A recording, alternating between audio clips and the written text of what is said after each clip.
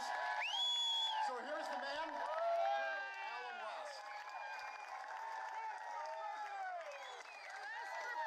How's everybody? Okay. Now, first of all, being a good former military commander, make sure you hydrate yourselves because we don't need anyone passing out. Leah, come on up here. Let me tell you something about this young lady here. You know you're doing what's right when people start to attack you. And as many people sent me emails, as many people all of a sudden start writing about Leah Durant, all of a sudden they start writing about the Black American Leadership Alliance because they were afraid. They're afraid of what they see here right now. They see Allen West and Leah Durant and all of you standing out here for one simple thing. God bless the United States of America. God bless America. You know, I grew up in the inner city of Atlanta, Georgia. And it's the exact same neighborhood where Dr. King grew up in. But when I go back and I walk down Auburn Avenue, I see a shadow of what Auburn Avenue used to be. I don't see the black businesses there. I don't see the entrepreneurship. I don't see the doctor's offices and the lawyer's offices. And why is that? Because people have totally turned their back on the inner city. When you think about what is happening with black unemployment, when you think about what is happening with black teenage unemployment, all those voices that were down in Sanford, Florida, why aren't they here today standing with us right now? The real tragedy of what is happening in the black community is that a community that once was very proud, strong families, now only 28% of black children have mothers and fathers in the home. And now we have a Senate, we have a president, we have people up here on Capitol Hill that think it's more important to reward people who came here illegally than to look to the inner cities and strengthen the inner cities and strengthen the black community. When you think about what just happened here in Washington, D.C., where you had Walmart, who was basically had the door shut in their faces. 18 to 2,000 jobs could have been brought in here to Washington, D.C. to turn around the unemployment situation here in Washington, D.C., which in the black community here is one of the worst in the entire country. But yet you had a person like Marion Barry who voted against it. The exact same Marion Barry who is once again up on censorship charges because he has been collecting money from contractors. Do we have people in the Congressional Black Caucus, do we have people that call themselves black leaders that are really concerned about what is happening in the black community? Or are they just towing the line for progressive socialism? That's the question. You know, so many people talk about being bipartisan.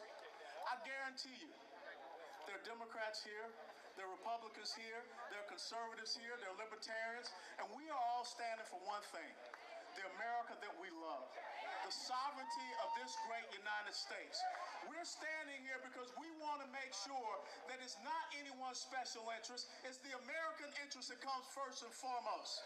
That is what the people up here on Capitol Hill do not seem to understand. But your voice will make them understand that. You cannot just have immigration reform unless you have tax reform. Because we need to get Americans back to work. We need small businesses to grow once again. You cannot have immigration reform in the United States of America unless you have unemployment insurance reform. I think it's an absolute shame that when the president came into office, unemployment insurance benefits were 26 to 27 weeks. Now they're 99 weeks.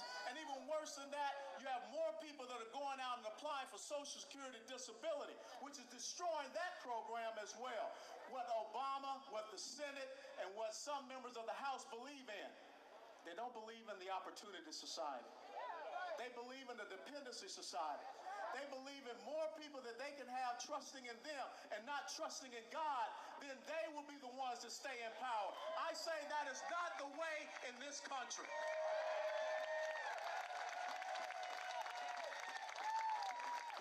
We need your voice. We need you to join hands.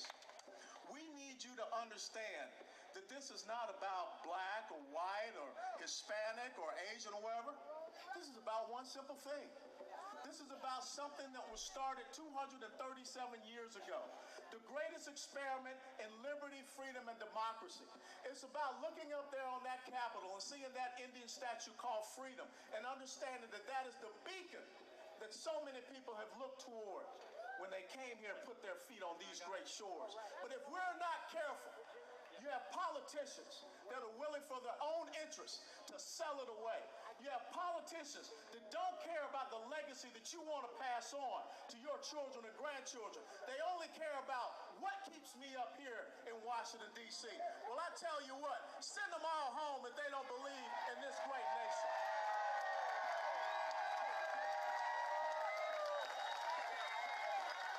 Send them home. Send them home. Now, there are going to be people that say, we don't have a heart. There are going to be people that say that we don't care about our fellow man. We do care.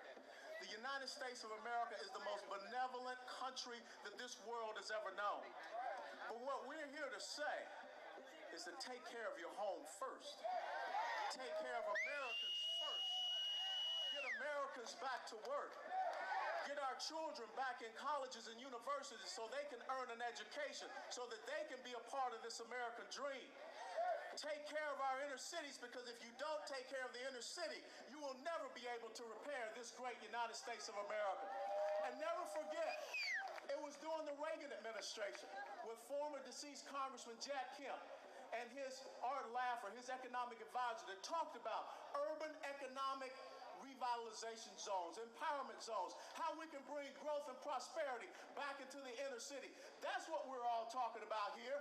We're not talking about saying, oh, you don't believe in respecting our laws? It's okay. Just come on in, and we'll tell the Americans to take the back seat. That's not how we are in this country. Americans ride in the front seat of this bus.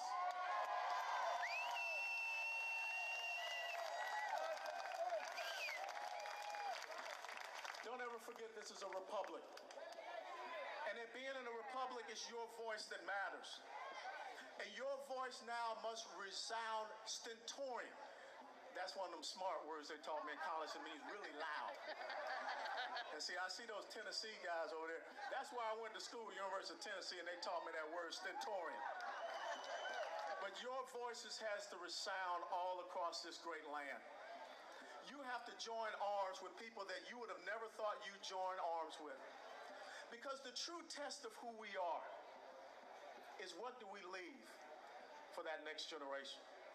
The reason why I can stand here today is because of a father that was born in South Alabama, jumped the Chattahoochee River, and grew up in South Georgia. A mother that grew up in Fort Valley and in South Georgia. And they said one simple thing: son, this is the greatest country that the world has ever known. It provides you all the opportunities that you can ever imagine. It's just up to you to get out there and take these opportunities and live this great dream that we have sacrificed for you. Today, we are sacrificing in this heat to make sure that 200 years from now, that flag still flies. That 200 years from now, the Statue of Freedom is still on the United States Capitol. That 200 years from now, the language of this great nation is English and no other language.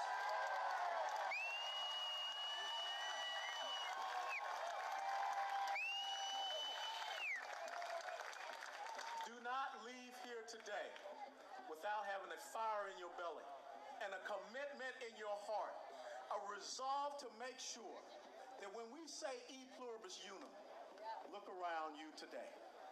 Out of many, one. And that is what is the strength of this great nation. That is what it will enable us to defeat S-744, to make sure that our borders are secure, to make sure that American workers get back to work, to make sure that our children and grandchildren, when they read the history books, they'll talk about Monday, the 15th of September, 2014, when just a few Americans gathered on this Senate upper part. And with those few Americans, there started a movement to make sure that this will always be the land of the free, because we are the home of the brave. God bless you all, and thank you.